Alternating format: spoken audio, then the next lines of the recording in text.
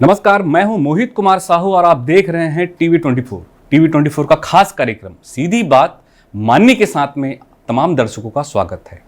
आज हम मुलाकात करेंगे प्रदेश की वो शख्सियत जो जमीन से जुड़कर तमाम अपने क्षेत्र के लिए जमीन से जुड़कर बेहद सटीक काम किया, जिसका इनाम उन्हें दिग्गज नेता टीएस सिंहदेव को हराकर सीधे विधायक बने। और जब बात आई मंत्रिमंडल की तो इन्हें भी बड़ा दायित्व दिया गया। राजेश अग्रवाल जी, हमारे चैनल में आपका बहुत बहुत स्वागत है।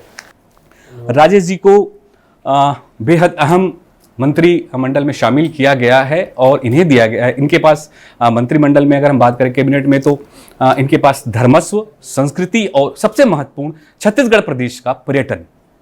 बेहद दायित्व भरा काम है, बहुत जिम्मेदारी का काम है। छत्तीसगढ़ पर्यटन को लेकर, संस्कृति को लेकर और धर्म को लेकर बेहद पीछे रहा है। 20 साल सरकार हो गई, लेकिन बेहद जो काम होना चाहिए था वो उस लेवल पे काम नहीं हुआ है। अब चूंकि राजेश अग्रवाल जी के पास जिम्मेदारी बहुत ज़्यादा है, दायित्व बहुत ज़्यादा है, देखते हैं इन लगभग 2.5 से 3 साल में किस तरह का अपना ये काम करते हैं। राजेश जी, सबसे पहले तो मुझे ये आपसे जानना है, आप पहली बार के विधायक बने अंबिकापुर क्षेत्र से। सरगुजा एक बेहद खूबसूरत जगह है।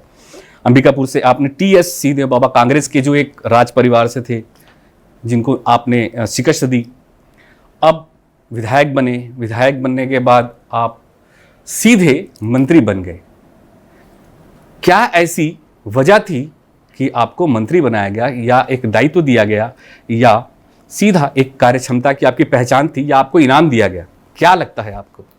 देखिए, इसके बारे में तो मैं इतना ही कहूँगा कि हमारे राष्ट्रीय नेतृत्व, प्रदेश नेतृत्व और हमारे यशस्वी मुख्यमंत्री विष्णुदेव साय जी ने मुझे आशीर्वाद दिया है और इस दायित्व पर बैठाया है। तो क्या लगता है आपको, इतनी जिम्मेदारी, मंत्री के लिए इतने सारे लोग लाइन पे थे और आप पहली बार विधायक बने, सीधे मंत्री बन गए, आपको लग रहा था कि आप मंत्री बन जाएंगे? नहीं, देखिए, मैं तो पार्टी का एक छोटा कार्यकर्ता हूँ। हमेशा मेरी सोच ये रही कि पार्टी से जो भी दायित्व हमको मिलेगा, हमको उसको निर्वहन करना है।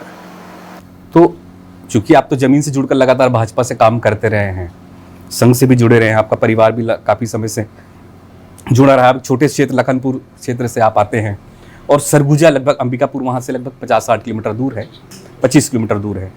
अब अंबिकापुर इतना, एक तो आदिवासी क्षेत्र है और कांग्रेस का गढ़ कहा जाता था वो पूरा क्षेत्र। क्या लगता था कि आप जीत भी जाएंगे उस समय? बिल्कुल।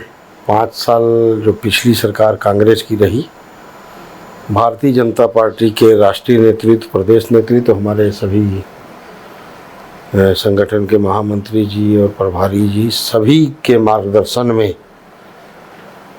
जनता के लिए, जनता के साथ मिलकर भाजपा के एक एक कार्यकर्ता ने संघर्ष किया। पूरे 5 वर्षों तक हम जनता के बीच में रहे, जनता की आवाज़ उठाते रहे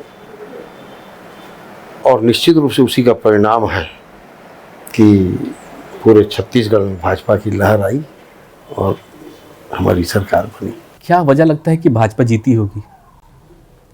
देखिए, पिछले 15 साल के जो हमारे डॉक्टर रमन सिंह के कार्यकाल में जो विकास के काम हुए थे, भूख खत्म किए थे, तमाम शिक्षा के क्षेत्र में, मेडिकल के क्षेत्र में बड़े बड़े काम किए थे। वो एक, मेरे को ऐसा लगता है 15 साल की एंटी इनकम्बेंसी रही होगी, जो जनता ने उस सरकार को एक ही कार्यकाल में उखाड़ फेंका। अब पुनः भारतीय जनता पार्टी के पिछले कार्यों को देखते हुए विश्वास व्यक्त किया। साथ ही साथ हमारे भारत रत्न पूर्व प्रधानमंत्री अटल बिहारी वाजपेयी जी के कार्यकाल को देख लीजिए, या वर्तमान देश के यशस्वी प्रधानमंत्री नरेंद्र मोदी जी के कार्यकाल को देख लीजिए। जनता, खाली छत्तीसगढ़ की बात नहीं, मैं तो पूरे देश की बात करूंगा कि पूरे देश में भाजपा को भारी बहुमत से स्वीकार किया जा रहा है और बड़े बड़े जो दल थे वो आज कहाँ लग गए हैं। तो ये पूरे देश में भाजपा के प्रति एक विश्वास का वातावरण बना हुआ है और हमारे देश के यशस्वी प्रधानमंत्री जी भी उस विश्वास पर, जनता के विश्वास पर खरे उतर रहे हैं हमारे यशस्वी मुख्यमंत्री जी। आप देखिए कि घोषणा पत्र में जो मोदी जी की गारंटी थी उसको कितने कम समय में पूरा करते हुए और क्षेत्र के पूरे छत्तीसगढ़ के विकास के लिए एक नया आयाम स्थापित कर रहे हैं। तो जनता का विश्वास था और जनता के विश्वास पर हमारी पार्टी खरी उतर रही। सबसे पहले तो मैं आपसे ये भी जानना चाहूँगा, चूँकि आप पर्यटन मंत्री बनाए गए हैं और सरगुजा जैसे क्षेत्र पर्यटन को लेकर बेहद खूबसूरत, सरगुजा ही क्या, अगर हम बस्तर की बात करें, बस्तर भी बेहद खूबसूरत, छत्तीसगढ़ का कोना कोना बेहद खूबसूरत है। लेकिन पर्यटन की दृष्टि से बात करें तो देश के या विश्व के पटल पे कहीं भी छत्तीसगढ़ का पर्यटन के कहीं भी नाम नहीं आता है। क्या वजह मानते हैं इसकी आप? देखिए, जब हम मध्य प्रदेश में शामिल थे तो छत्तीसगढ़ एकदम पिछड़ा हुआ था। कनेक्टिविटी का बहुत बड़ा अभाव था अपने यहाँ, और कनेक्टिविटी के अभाव में पर्यटन को विकास नहीं मिल सकता था। ये देश के जब से प्रधानमंत्री नरेंद्र मोदी जी बने, काफ़ी सड़कों का काम हुआ। आज हम छत्तीसगढ़ में कहीं भी जाना हो 4 से 5 घंटे में हम सरगुजा पहुंच जा रहे हैं, बस्तर पहुंच जा रहे हैं। तो अब जो है ना, पर्यटन के क्षेत्र में विकास का समय आया है, क्योंकि कनेक्टिविटी सबसे ज़रूरी थी। अभी भी हम एयर कनेक्टिविटी में, रेलवे कनेक्टिविटी में थोड़ा सा पीछे हैं, जो मेरे को लग रहा है आने वाले समय में मोदी जी के मार्गदर्शन में, मोदी जी के आशीर्वाद से उसमें भी हम काफ़ी आगे बढ़ जाएंगे। तो ये सबसे ज़रूरी मेरे हिसाब से ये था। और अब जो है, जब से मोदी जी आप देखिए प्रधानमंत्री बने हैं, टूरिज्म के प्रति उनका बहुत ज़्यादा, उसके विकास के लिए, उसके पीछे उनकी मंशा, मेरे जैसा छोटा कार्यकर्ता एक ही चीज़ समझ रहा है कि उससे बहुत से रोजगार बढ़ते हैं। हमारे युवाओं को, ट्रेवलर्स को, होटल्स को, हमारी माताओं बहनों को, तो निश्चित रूप से टूरिज्म का विकास स्वरोजगार के लिए एक बहुत बड़ा साधन है। और हम सब मिलकर प्रयास करेंगे। छत्तीसगढ़ का तो जैसे हम कहते हैं कण कण में शंकर, वैसे ही यहाँ का तो हर जगह टूरिज्म के लिए बेहतरीन है। और हमारा बस्तर और सरगुजा तो मैंने एक एक जगह उसकी इतनी सुंदर है पर्यटन के लिए। मिडिल क्षेत्र में भी बहुत सी ऐसी जगह है हमारे पास। तो निश्चित रूप से विकास के काम करने के लिए हमारे पास बहुत अवसर है, और हम आने वाले समय में निश्चित रूप से इसका विस्तार करेंगे, और देश से ही नहीं विदेशों से भी पर्यटक यहाँ आए, ऐसा हम। जैसे आपके विचार आपने पर्यटन को लेके कही, ये 25 साल में किसी के पास क्यों विचार नहीं आया? नहीं, ऐसा मैं नहीं कह सकता कि 25 साल में है। बहुत से विकास के काम पर्यटन को लेकर हुए, लेकिन मैं जो मानता हूँ, चूँकि मैं गांव में रहा हूँ, कनेक्टिविटी एक ऐसा समस्या थी। नहीं तो ऐसा नहीं, मैन पार्ट को कोई जानता नहीं था। आदरणीय बृजमोहन अग्रवाल जी पर्यटन मंत्री थे, कार्य बहुत से हुए, लेकिन कनेक्टिविटी का अभाव था। आप बस्तर ले लीजिए, बस्तर बेहद खूबसूरत, विश्व का, एशिया का सबसे बड़ा चित्रकूट जलप्रपात है चौड़ा। कुटुमसर की गुफा, जिसमें अगर हम देखें तो जो कुटुमसर की गुफा है उसके अंदर जिनकी आंखें नहीं हैं, बिना आँख की मछलियाँ अंदर में है, मंदिर है अंदर में। बस्तर का दंतेश्वरी माता का मंदिर, बस्तर के आप घने जंगल, लोग घूमना चाहते हैं, रहना चाहते हैं। आप सरगुजा का देख लीजिए, इतने खूबसूरत जगह है जहाँ पर भित्ति चित्र हैं हजारों साल पुराने। वहाँ पर चित्रकला की एक मूर्ति है, वो टन करके एक वो क्षेत्र है वहाँ पर। मैन पार्ट जैसा क्षेत्र है वहाँ पर, जहाँ पर वो शिमला कहा जाता है छत्तीसगढ़ का। और अगर बात करें तो पर्यटन के लिए अगर बलरामपुर वाला क्षेत्र, वो भी बहुत खूबसूरत।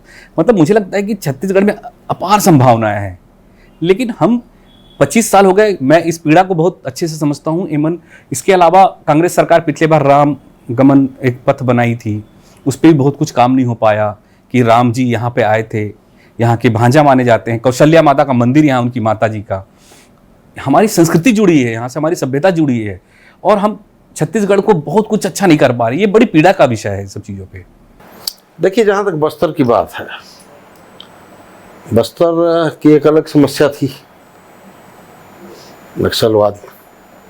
निश्चित रूप से डॉक्टर रमन सिंह के उस कार्यकाल में काफ़ी विकास के कार्य, सड़कों का काम जो नहीं होता था वो किए गए और धीरे धीरे नक्सलवाद खात्मे की ओर हमारे यशस्वी गृह मंत्री अमित शाह जी, हमारे यहाँ के मुख्यमंत्री और गृह मंत्री विजय शर्मा जी लगातार प्रयास कर रहे हैं। और अब तो टाइम फिक्स कर दिया गया है कि मार्च 2026 तक हम समूल नष्ट करेंगे। तो बस्तर के पर्यटन के लिहाज से कहिएगा तो नक्सलवाद बहुत बड़ा एक रोड़ा था। और सरगुजा में भी कहीं न कहीं जो बलरामपुर क्षेत्र है वो भी नक्सलवाद से ग्रसित था। और डॉक्टर साहब के उसी कार्यकाल में वहाँ तो समूल नाश हुआ उनका। कनेक्टिविटी भी काफ़ी अच्छी हो गई है। हमारे गडकरी साहब लगातार सड़कों का जाल बिछा रहे हैं। अब मेरे को लग रहा है कि ये सारी जो कमियां थी पर्यटन को लेकर, हालांकि काम करने की बहुत आवश्यकता है। पर्यटन आए तो उनको रुकने के लिए अच्छा वातावरण चाहिए, अच्छे होटल्स चाहिए, गाइड।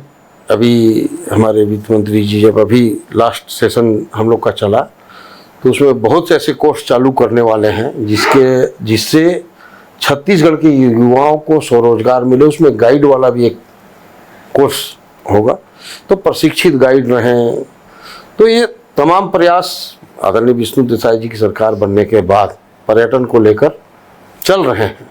क्योंकि पहले साल में लगातार चुनाव रहते हैं और इस वर्ष देख रहे हैं कि भारी बरसात, ये पिछले 25-30 साल बाद इतनी बरसात देखने को मिली है। इस बरसात के बाद देखिएगा तीव्र गति से पर्यटन से लेकर सभी क्षेत्रों के विकास के काम आपको दिखेंगे। सिरपुर एक बेहद प्राचीन क्षेत्र है, श्रीपुर कहा जाता था जिसे, उसे विश्व के धरोहर के रूप में लाने की लगातार जो है कोशिश की गई थी। इससे पहले पूर्व में मंत्री थे बृजमोहन जी, उन्होंने भी काफ़ी प्रयास किया। अभी भी लगातार प्रयास जारी है। क्या वजह मानते हैं कि अभी तक से सिरपुर जैसा क्षेत्र हम उसको विश्व के ऐतिहासिक पटल पर अभी तक से नहीं ला पाए हैं? देखिए, मैं तो ईमानदारी से बात करूं तो मैं तो अभी जी बिल्कुल बना हूँ। अभी पदभार ग्रहण करूंगा, माननीय मुख्यमंत्री जी विदेश यात्रा में हैं और उसके बाद एक समीक्षा बैठक करूंगा। और समीक्षा बैठक के बाद इन सारी चीज़ों को विस्तार से आपको बताऊंगा। और जहाँ पर हमको इस सभी क्षेत्रों का विकास के लिए, संरक्षित के लिए, सुरक्षित के लिए जो काम करना है उस पर हम सब मिलजुल कर काम करेंगे। और आने वाले समय में आपको ये जो चीज़ें हैं सब दिखने लगेंगी। चलिए ठीक है, दर्शकों को बताना चाहेंगे कि मंत्री जी कह रहे हैं कि साल भर के अंदर बहुत कुछ बदलाव जरूर देखने मिलेगा पर्यटन के क्षेत्र में। देखते हैं कितना बेहतर काम कर पाते, चूँकि मनसा और इच्छा शक्ति बेहद ज़रूरी होती है। लेकिन साथ में चूँकि मंत्री तो बदलते ही रहते हैं, वो लगातार वो अधिकारी भी होते हैं, वही कर्मचारी होते हैं जो लगातार पिछले 20-25 साल से काम कर रहे हैं। वही लोग होते हैं जो काम करते हैं। क्या उनके अंदर इच्छा शक्ति नहीं थी कि वो अच्छा कर पाएँ, या मंत्री जो बनते थे उनको बता पाएँ कि ऐसा करना है? नहीं, इच्छा शक्ति देखिए, अधिकारी कर्मचारी, मेरा तो ऐसा मानना है कि मुखिया के चेहरे की तरफ देख के वो काम करते हैं। इसका प्रत्यक्ष उदाहरण दे दूं तो यूपी में आज चले जाइए आप, तो वही पुलिस है। आज आप किसी भी चौक में उसको रोक के पूछे तो बढ़िया से रास्ता बताएंगे एक समय तक की। तो अधिकारी कर्मचारी अपने दायित्वों को अच्छा निर्वहन कर रहे हैं। मतलब मुखिया जैसा आदेश करे तो लग रहा है कि भले अधिकारी कर्मचारी वही हैं। तो आप नए लोग से काम कराना चाहेंगे कि आप अपनी टीम बनाना चाहेंगे कुछ वैसा, संस्कृति के लिए, धर्म के लिए, पर्यटन के लिए कुछ? नहीं, देखिए, टीम तो बदलाती रहती है। कोई ऐसा नहीं कि मेरे को बदलने की आवश्यकता है। वो तो एक निरंतर प्रक्रिया रहती है, वो एक अलग मैटर है। बाकी जो टीम हमको उपलब्ध रहेगी हम उसी से काम करवाएंगे। चलिए, मैं आपसे मेरे मन के अंदर भी एक प्रश्न था कि जैसे आप विधायक थे, आपसे हमारी पुरानी भी मुलाकात हो चुकी है। आपको जब कॉल आया कि आपको मंत्री पद का दायित्व दिया जा रहा है, कैसा महसूस हुआ आपको? ऐसा बहुत खुशी हुई।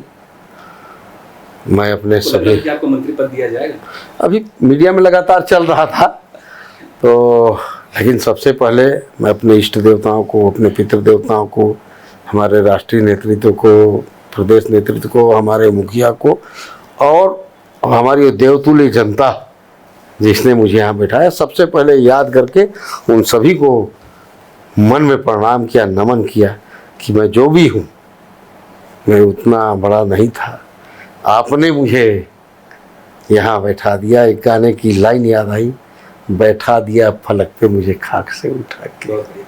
तो जिम्मेदारी बढ़ जाती है इससे काफ़ी, निश्चित रूप से पूरे प्रदेश के लिए अब आपको काम करना है। खाली धर्म, संस्कृति और पर्यटन का नहीं, ये तो आपका डिपार्टमेंट है। इसके अलावा चूंकि आप मंत्री बना दिए तो हर तरीके का दायित्व आप पे आ जाता है कि चाहे वो रोड की कनेक्टिविटी की बातें हों या रोजगार की बातें हो या तमाम चीज़ें हों, सब पे आपको निश्चित रूप से काम करने का मौका मिलता है। और ये आप कैसे देखते हैं कि पार्टी जो है आप पे भरोसा दिलाई या मुख्यमंत्री आप पे भरोसा दिलाया आप पे, क्या लगता है, कैसे देखते हैं इसको आप कि आप पे इतना भरोसा किया गया? देखिए, तो मेरे लिए खुशी और गौरव की बात है कि हमारी पार्टी ने और हमारे मुखिया ने मेरे ऊपर भरोसा किया। और मेरा प्रथम कर्तव्य है कि उन्होंने जो भरोसा किया है, मैं उस भरोसे पर खरा उतरूं। और आपको विश्वास दिलाता हूं कि पार्टी और हमारे मुखिया ने जो भरोसा दिलाया उस पर मैं खरा उतरूंगा।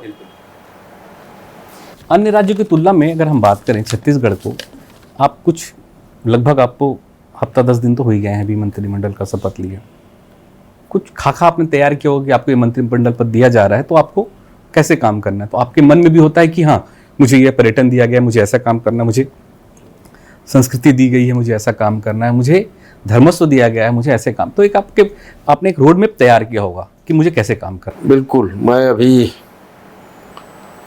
पहले तो अपने प्रदेश में दौरा करना चाहूँगा, उन सभी महत्वपूर्ण जगहों को, जैसा आपने सिरपुर का, चंपारण हो गया, बस्तर हो गया, सरगुजा के हो गए या मिडिल के क्षेत्र हो गए, उन सभी जगहों को पहले मैं प्रत्यक्ष रूप से देखकर कि उसमें क्या करना हमको तत्काल आवश्यक है, शुरुआत कैसे करनी है, क्या करना है, खुद जाके समझूंगा। फिर उसकी एक कार्य योजना बनाएंगे हम। बहुत से ऐसे काम है जो कि हमको केंद्र से उनकी बजट या मंजूरी लेनी पड़ेगी, उन सबका हम एक रोड मैप बनाकर, भले 2 महीना बाद हम काम चालू करें, 4 महीना बाद काम चालू करें, मैं तो स्पष्ट कहता हूँ कि सबसे पहले मैं सभी चीज़ों को अभी समीक्षा बैठक करूँगा, उसकी सभी जगह दौरे करूँगा। इसके अलावा कुछ दूसरे प्रदेशों में, जैसे हमारा मध्य प्रदेश का टूरिज्म भी बहुत अच्छा है, जबकि हम वहीं से अलग हुए हैं, लेकिन वो उसका टूरिज्म बहुत अच्छा है, तो उनको भी हम देखना चाहेंगे। ले लीजिए, आप हरियाणा का ले लीजिए, हाँ। आप उत्तराखंड का ले लीजिए, तो उनको भी मैं देखना चाहूँगा कि उनके पास ऐसा क्या है जो कमी हमारे में रह गई, तो उन सबको देखकर और हम अपनी कार्य योजना आगे बनाएंगे। संस्कृति की बात है तो देखिए, संस्कृति में मेरा जो विचार है, दूसरे स्टेट का क्या है नहीं, हमारे यहाँ लोकल संस्कृति बहुत ज़्यादा है। गांव-गांव में एक से एक संस्कृतियाँ हैं, एक से एक हमारे यहाँ नृत्य, गीत, वेशभूषा, कलाकारियाँ। आप हमारे लखनपुर का देख लीजिए तो एक भित्ति चित्रकला है, आदरणीय सोनाबाई जी थी, स्वर्गीय हो गई हैं, उनको अमेरिका में, हम लोग छोटे थे जब अमेरिका रही थी वो। हमारे जो कुम्हार समाज के लोग हैं, ऐसे ऐसे चीज़ बनाते हैं कि आज अगर वो विश्व के मानपटल पर पहुंच जाए तो लोग आश्चर्य करेंगे। तो इन सब चीज़ों को भी हमको खोज खोज के उभारना है, उनको मार्केट के लिए भी जगह देनी है, उनका प्रचार प्रसार भी करना। तो ऐसे बहुत सी चीज़ें हैं। धर्मस्व के मामले में अभी तक जो चर्चाएं आती हैं, जैसे हमारे बड़े मंदिरों के लिए तो हर कोई चर्चा करता है। अभी देखिए, हमारा यहाँ जो राजनांदगांव के पास बमलेश्वरी मंदिर में भी केंद्र सरकार से एक बड़ा चल भी रहा है निर्माण कार्य। भोरमदेव का अभी कॉरिडोर का टेंडर लगा हुआ है, ऐसे काम चल भी रहे हैं। उसको भी हम आगे बढ़ाएंगे। साथ ही साथ जो हमारे ट्राइबल्स लोग हैं, गांव गांव में रहते हैं, इनके छोटे छोटे देव स्थान हैं, बहुत पैसे की जरूरत नहीं इनको, बिल्कुल इनको सहेजना, संवारना, संरक्षित करना, ये सब काम भी हमको साथ ही साथ करने हैं। तो ये हालांकि वो पहले से मैं उनको करते आ रहा हूँ और गांव से जुड़ा हुआ आदमी, खर्चा नहीं लगता है उसमें, खाली एक मोरल सपोर्ट की उनको जरूरत रहती, बहुत पैसे की जरूरत नहीं रहती। इन सबको भी हमको धर्मस्व में सहेजना है, तो बहुत से काम हैं। बस्तर का दशहरा, विश्व प्रसिद्ध 60 दिन लगातार चलने वाला दशहरा, जहाँ पे रावण नहीं जलाया जाता। हाँ। बहुत से ऐसी चीजें हैं हमारे यहाँ। सुगा कर्मा के जो नृत्य है सरगुजा के, अक्सर आपको दिवाली के समय ज्यादातर, हाँ, दीपावली में आप उनको देखिए, अगर एक बार वो उनका सही वो चीज है तो टूरिज्म उनको देखने आएंगे टूरिस्ट। तो बहुत से ऐसी चीजें हैं, अवसर मिला है कुछ करने का और कोशिश करेंगे ज़्यादा से ज़्यादा। मैं संस्कृति की बात करूं, मुझे याद आया आपसे संस्कृति की। मैं बस्तर में काफ़ी समय काम किया, वहाँ पे ये स्थिति आ गई है कि ऐसे बहुत सारे आदिवासी जो वहाँ, चूँकि पूरा आदिवासी का क्षेत्र है, आदिवासी के ऐसे कई भी जो जाति होते हैं, उनके अलग अलग उपनाम जाति होते हैं, वो अब धीरे धीरे खत्म होते जा रहे हैं। उनके भी संरक्षण की बहुत ज़रूरत है। मुश्किल से मुझे लगता है कि जैसे एक क्षेत्र है जहाँ पर कम लोग ही होंगे, बारसूर वाला क्षेत्र, कुछ एक दो क्षेत्र और भी हैं, मुझे नाम याद नहीं आ रहा है, तो उस क्षेत्र भी है, वहाँ पर अब धीरे धीरे काफ़ी कम संख्या में बचे हैं वो लोग आदिवासी जो है, जिनको संरक्षण की आवश्यकता है। वहाँ पे एक पुरातत्ववेत्ता थे जिनसे मेरी मुलाकात हुई थी, मैं उस पर लेकर खबर भी बनाया था, तो मैं देखा कि मुश्किल से 10-20 लोग बचे थे उस समय, वो उस आदिवासी समाज से। समाज में बहुत सारा आदिवासी तो बहुत सारा समाज है, तो उसमें कुछ लोग बचे, तो उनके भी इस तरह के जो लगातार जो संरक्षित करने की आवश्यकता है, जैसे कोरवा जो समाज है उसको संरक्षित करने की आवश्यकता है, क्योंकि वो धीरे धीरे सब खत्म होने के कगार पे हैं। तो उसके लिए कुछ विशेष पहल की आपने सोचा है कि कुछ करना है? बिल्कुल, देखिए हमारे केंद्र सरकार से भी जो जनमन योजना चल रही है, धरती आबा योजना जो चल रही है, हमारे विष्णुदेव साय जी का विशेष रुचि उनमें, वो उन्हीं को संरक्षित करने की योजना है। और चूंकि मेरा तो सभी डिपार्टमेंट उसी से रिलेटेड है, तो निश्चित रूप से हम उस दिशा में तो बेहतर काम करेंगे। हमारे वो समझ लीजिए ध्वजवाहक एक प्रकार से, अभाव में कह लीजिए या किसी अन्य कारणों से वो, तो उनको संरक्षित करने की जिम्मेदारी तो हम सबकी निश्चित रूप से है। समाज से भी, समाज के लोगों को भी दायित्व बनता है इसमें कि हमको ऐसे लोगों को भी संरक्षण करना है ताकि उनकी भाषा, उनकी संस्कृति, उनकी कला, उनको बचाया जा सके। एक मैं चूँकि हमेशा से ये रहा छत्तीसगढ़ को लेकर, जो जितने भी पुरातत्व विभाग से जितने भी जो निकले हैं, इनके संरक्षण के लिए सरकार ने विशेष, अभी तक जितनी भी सरकारें थी या जो भी मंत्री रहे, कोई ठोस पहल नहीं हो पाया। आए दिन अपराध और चोरी जितने भी काफ़ी संख्या में बाहर जा के उसको बेचा गया है, आए दिन इस तरह के मामले सामने आए, चाहे वो सिरपुर का ले लीजिए, चाहे बिलासपुर का ताला का ले लीजिए, ऐसे बहुत सारे क्षेत्र हैं। तो लगातार इस तरह की चीज़ें होती रही। तो इसके संरक्षण के लिए कुछ आप अपने तरफ से कुछ विशेष पहल करके, नहीं इस पे विशेष कुछ, इस पे हमको कार्य योजना बना के काम करने की आवश्यकता होगी। जी बिल्कुल।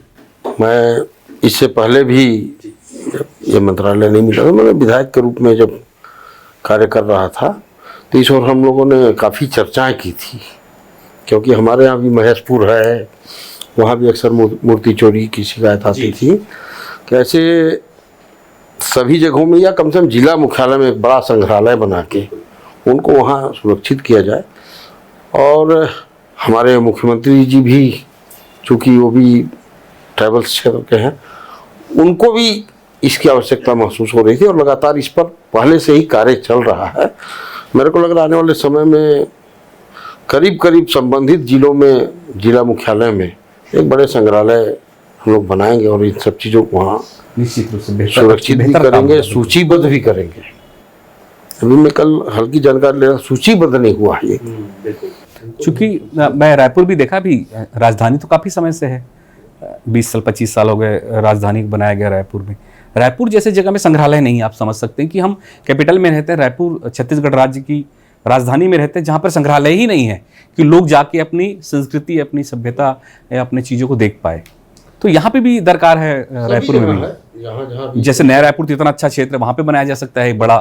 नहीं, हमारे मुख्यमंत्री जी का इस ओर पहले से ही ध्यान है और आने वाले समय में निश्चित रूप से। चूंकि आप छत्तीसगढ़ की संस्कृति को नई पीढ़ी तक पहुंचाने के लिए एक नई पहल की बात करें, बहुत अच्छी बात है। मैं आपसे एक आखिरी प्रश्न पूछना चाहूंगी, भाजपा सरकार की जो प्राथमिकताएं हैं उसको आप कैसे आगे बढ़ाएंगे? देखिए, मैं तो अभी तक सरगुजा तक ही सीमित था। वहाँ 2-3 चीज़ों का बड़ा अभाव था, शिक्षा का, मेडिकल का, और मुझे बड़ी खुशी है डॉक्टर रमन सिंह साहब के कार्यकाल में वहाँ मेडिकल कॉलेज की स्थापना हुई थी। हालांकि पिछली सरकार में काम उसका बंद रहा, 109 करोड़ रुपए की ज़रूरत थी और वो 2-3 साल से काम बंद था, जैसे मेरे को जानकारी मिली। लेकिन बहुत खुशी और गर्व के साथ बता रहा हूँ कि हाँ, मैं उनके ऊपर कोई आरोप नहीं लगा रहा हूँ। अभी हमारे मुख्यमंत्री विष्णुदेव साय जी, स्वास्थ्य मंत्री श्याम बिहारी जी बड़ी सहृदयता के साथ 109 करोड़ रुपए जारी किए, साथ ही साथ सुपर स्पेशलिटी हॉस्पिटल की भी मंजूरी मिल गई। हमारे जसपुर में मेडिकल कॉलेज बन रहा है, हमारे मनेन्द्रगढ़ में कैंसर हॉस्पिटल, मानसिक चिकित्सालय। तो सरगुजा संभाग की जो सबसे बड़ी समस्या थी मेडिकल को लेकर, वो काफ़ी हद तक आने वाले समय में हमारे आदरणीय मुख्यमंत्री जी के आशीर्वाद से पूरी हो जाएगी। शिक्षा के क्षेत्र में भी हम काफ़ी पीछे थे, काफ़ी काम हुए थे डॉक्टर रमन सिंह के टाइम में, ऐसा नहीं है, लेकिन फिर भी हमारे जो बच्चों को बाहर कोचिंग के लिए जाना पड़ता, तो ये जो नालंदा विश्वविद्यालय अभी स्वीकृति लिए कि वो सभी जिलों में बनना है और उसमें हमको भी स्वीकृति मिल गई है, तो उससे काफ़ी हम लोग को, हमारे युवाओं को उसका लाभ मिलेगा। कोचिंग के लिए बाहर नहीं जाना पड़ेगा, ऐसे हम प्रयास कर रहे हैं। खेल मैदानों की भी कमी थी हमारे यहाँ, इतना बड़ा अंबिकापुर, लेकिन एक ही स्टेडियम था। अभी दूसरे स्टेडियम की भी मंजूरी मिल गई है और 15-20 किलोमीटर दूर लुंड्रा में भी एक बड़ा स्टेडियम की, तो खेल के लिए भी काफ़ी हमको हो जाएगा। तो ऐसे धीरे धीरे छत्तीसगढ़ की जो भी मूलभूत समस्याएं हैं कह लीजिए, या विकास के लिए जो हमको एक मापदंड चाहिए, उस पर हम आगे बढ़ रहे हैं। आने वाले समय में जो प्रधानमंत्री जी का लक्ष्य है 2047 तक विकसित भारत, हमारे मुख्यमंत्री जी का भी लक्ष्य है 2047 तक विकसित छत्तीसगढ़। मेरे को लग रहा है जिस स्पीड से हमारे प्रधानमंत्री जी, हमारे मुख्यमंत्री जी इस ओर आगे बढ़ रहे हैं, हम 2047 से पूर्व ही उस लक्ष्य को प्राप्त कर लेंगे। तो ये राजेश अग्रवाल जी मंत्री धर्मस्व, संस्कृति और खासकर पर्यटन के मंत्री बनाए गए हैं और निश्चित रूप से एक बड़ा जिम्मेदारी, बड़ा दायित्व दिया है भाजपा सरकार ने छत्तीसगढ़ की। और आने वाले समय में, चूंकि बिल्कुल अभी नए पदभार ग्रहण किए हैं, तो आने वाले साल भर के अंदर में छत्तीसगढ़ की दशा और दिशा दोनों बदलती हुई दिखेगी, पर्यटन, संस्कृति और धर्मस्व के क्षेत्र। बहुत बहुत धन्यवाद, बहुत बहुत शुक्रिया राजेश जी हमसे जुड़ने के लिए। धन्यवाद।